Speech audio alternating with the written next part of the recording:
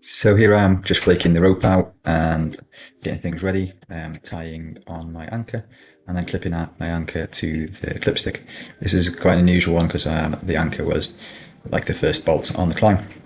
So I had the clip stick super long and had to get that with a quick draw function to get it dropped out. Here I've got the Gri Gri on and I've put the chest lanyard type thing on, and I'm just messing about making clove hitches now for the cash loop.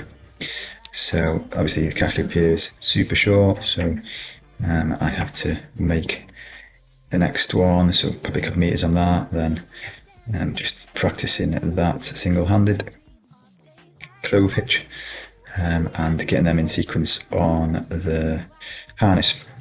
Here I've got steel carabiner with a steel malon with a dog bone attached to it, and then that's gonna go on the second bolt because I can't reach it. But this climb's pretty easy, so I'm basically just lead rope soloing this part, so just through Gri Gri to a cash loop, and this is like a 6A or something like that. I've done it loads of times before on lead and top rope, so I'm fairly confident in it, although I wasn't when I was doing the lead rope solo. Obviously you've got all these things to think about, so obviously checking up everything's working and checking how things are going to be, making sure those clove hitches are tight and they're easily adjustable. As you can see there, I'm adjusting one there, but making sure they're tight because they can slip, so it's important to keep them tight. So I'm checking my whistle because obviously I'm on my own, which is part of the plan, but and then I'm progressing. That's the first bolt there, which is first anchor, and that's the only anchor at the moment, which is obviously not ideal. So you can see that the next bolt is literally up about half a meter, maybe to my left, I think, just over this little ledge. It looks further than it is in the image because of the 360 camera, but you can see that I'm gonna put another steel carabiner there, and it's going to be obviously much safer. So here I am struggling to get this triple locking steel carabiner onto there. So and then I'll pull the rope up. It was a bit of a faff, to be honest, because I had the malon on it, and yeah, it was just that extra challenge of having to tighten them up. If I'd have had bolts close to the floor or better anchor on the floor than that, close to the floor, then I definitely would have used that. But like I said, I've done this route plenty of times. Bit of cheating there, holding on to that, but I had to just make sure that everything was good on it. And I think this is a while since I've done this, but I think I'm putting a Munter hitch on there just to maintain the tension between that bottom anchor and the second anchor to basically equalize the anchors. And then it's a fairly easy climb for this bit. The crux is much higher up, as you'll see in a bit. So, like I said, I've done it before a few times, but doing it on lead rope solo is, brings that extra level of challenge. As you can see there, that blue thing there is actually like a silicone rubber that I've put through a malon to keep the Gri Gri up. Basically to take all the slack out of the Gri Gri. I think this day I had this elasticated chest harness which did not work very well. It's a bit of a DIY version of the ones you can buy on the internet, and the elastic wasn't good enough, wasn't strong enough. I've got another video coming out soon when I make a chest harness or a sling. Actually now I have got a DMM proper chest harness. It's just just safer in an upturn fall. So here's the third bolt, which is actually the first bolt because it's the first time, it's the actual first bolt I'm using a quick draw for. I'm checking the system again and making sure that everything is still as I expect it to be. So yeah, this is the crux. Sorry for the funny angle there. It's just slightly overhanging there onto another quick draw. And this quick draw, I do get it in nicely, but the problem there is this, back feeding into the crit and loop. So I'm holding on to that, trying to get it to hold over. But now I've got like in the Avant quick draw slack, to hold the slack. So I 3D printed some units just to go and hold that so it doesn't backfeed. So here I'm actually going to the right. The actual move is to the left, if I remember rightly. But it's probably a bit unsafe doing it the way I have done it, because obviously if I fall here, then I've got a bit of a swing and a whipper out to the left. But you know, we make these decisions, and here I am. So at the moment I'm just trying to get, you know, some leads in, and I'm fairly confident on this rock. Like I said, I've been up it both ways before. But there's the anchor at the top, and I'm coming around it, so it's probably like a, I don't know, 5B or something. I'm going this way, so I'm trying to get that Gri Gri to feed, mainly because of my neckline ad, which has got that elasticated. It wasn't great, but I've pulled that slack, and I can just pull myself up to this bit, and poof, yeah, it's all done. And yeah, I do enjoy sort of the challenge of understanding how to set up the system, and I think as climbers we do that, especially if you like tri climbing or anything like that, and understanding what's safe and what to do and what not to do. Obviously there's plenty of things that I could do better here, and that's partly why I'm reviewing the video, so learn for myself. Yeah, I think I was reminding myself how windy it was that day. It came straight in from work, and just to get some practice in, basically practice for a lead rope solo more than anything else.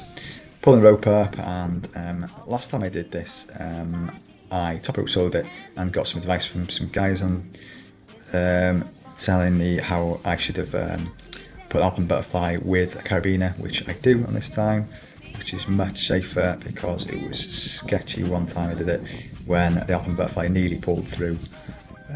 But we do live and learn, and thankfully, thank God we do live, is what I say.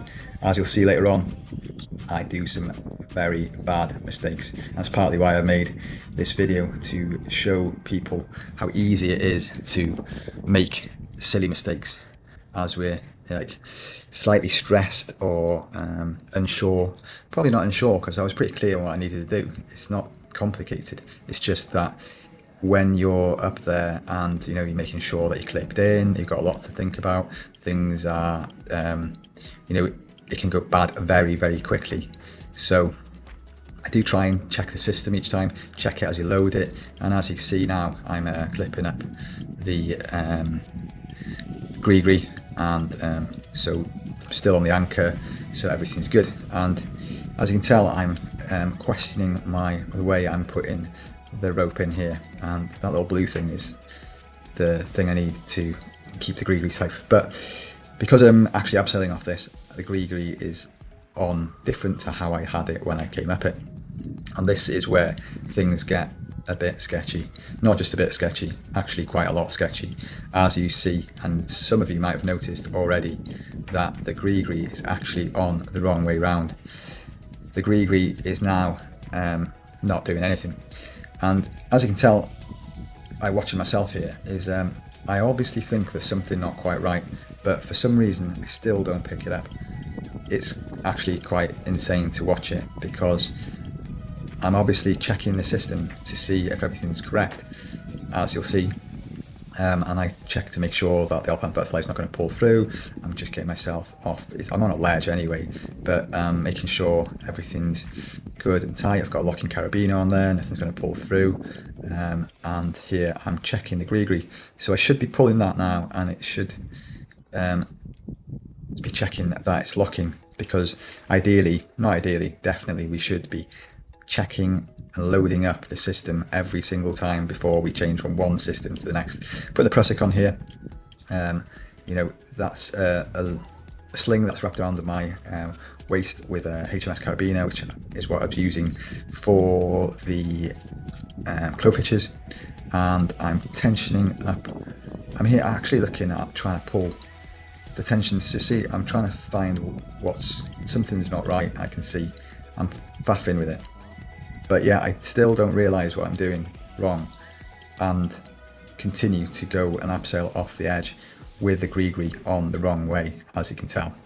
Which, yeah, even though I've got that prusik, which has got a crazy long loop on it, which I don't know why I didn't pull some of that slack in to make sure that the prusik was in my hand to pull the tension back. Either way, that I'm looking over the edge and just gonna go over that edge, and for don't know what reason,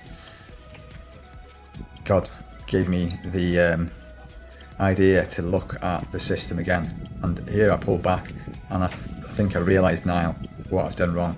As I pull myself back up on the rope, I'm still trying to figure out what's going on. I know that it's not locking, and then I see why. It could have been a bad accident. In my mind, I think the prusik would have, it's far enough away not to jam into the carabiner, into the Gri Gri. Obviously it needs to be that anyway, because even when it's correctly set up, it could do that. It could pull itself into the Gri Gri, which is bad. And then I've actually got it on the right way, but I'm quite panicked by now because that was a crazy simple mistake that I nearly abseiled off with a Gri Gri on backwards. As you can see, obvious now that it's correct, but when you've got the lead row solo mode, the Gri Gri is actually upside down, so it's counterintuitive, and it's obvious when we see it like this. But this is just an example of how easy it is for us to do things wrong. So it's all pretty straightforward from here, that I'm abseiling down off that edge, slightly panicked after almost, causing, possibly a bad accident. I'd like to think not, but either way, it's something else that someone needs to be wary of, and how easy it is for someone to do that. You might think I'm foolish just to even just put it on the internet, but I thought I was crackers, and it was so lucky that, so blessed that nothing did happen. But how easy it is for someone in a certain situation, particularly stress makes us dumb, and unless you've got your system dialed in at home, it's much safer not to go and mess around with stuff like this, or at least have redundancy, like having the prusik or several other redundancies. Obviously my redundancy there, the prusik was my primary, because the Gri Gri was, well, at best it was a belay device, a tube. So yeah, I'm picking off my my gear and tying it onto the harness, because I'm intending to top rope solo it, just to get things a bit dialed in on that overhang on the crux.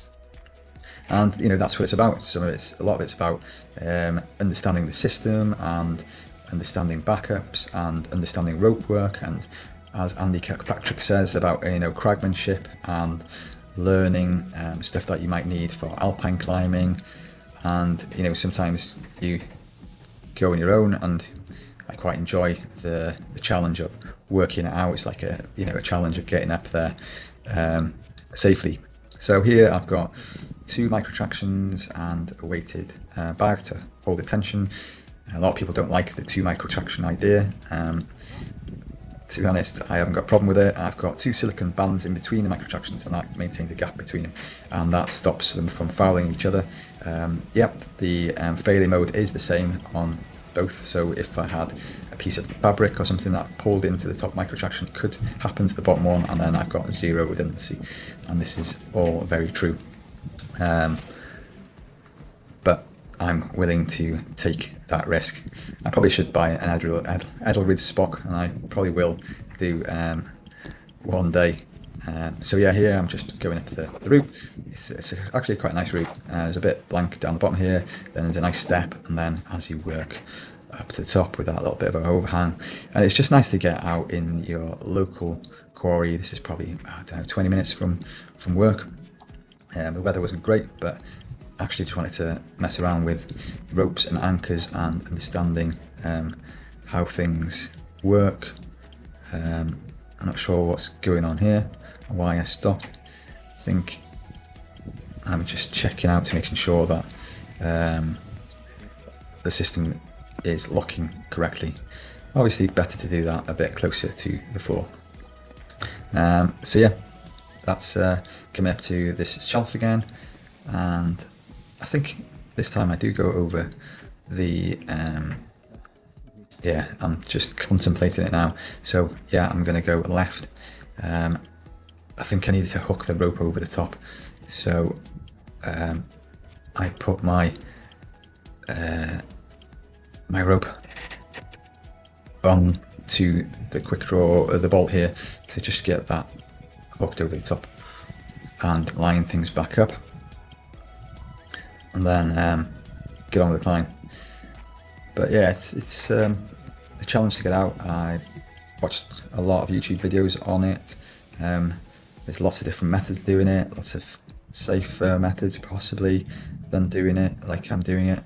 And you know, we all try and do things as safe as possible with the gear we've got. Obviously it's nice to buy new gear as well, and I'm sure I'll be doing that. But yeah, here I'm going over the crux move, but it's, you know, it's just a good opportunity when you're top rope soloing to get some moves done, and when you lead rope soloing just to get the exposure, because, you know, what's the alternative? You could solo everything, but you know, that's pretty dangerous when things go wrong. Obviously it's dangerous when lead rope soloing goes wrong, but it gives you more chance than you do when you're just soloing. And if you know, do trad climbing or, you know, scrambling, some of that's pretty sketchy, and we've all got to admit that that's partially why we do it, because of the buzz of, you know, getting up there and also getting up there safely.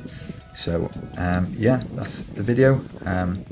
Hope you've learned something like I have. I didn't think I was going to get out much after that, but there you go. That's some sketchy stuff. There is when my also when my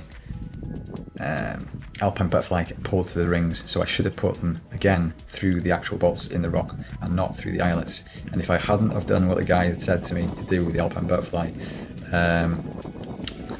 that could have been, you know, another really bad accident.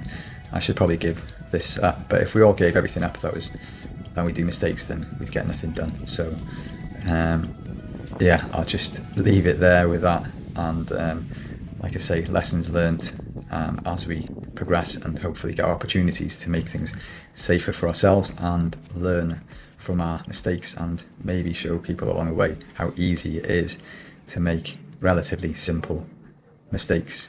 And sometimes we get away with it, sometimes we don't, and thank God I got away with it these times. And here to show you guys the video of how that happened, and you know, that I get opportunity to still climb. This was actually last year, and I've done lots of climbing, soloing stuff since, not free soloing, but rope soloing. I've done lots of scrambling as well. I hope you enjoyed the video, guys. That's it. Ta-ra.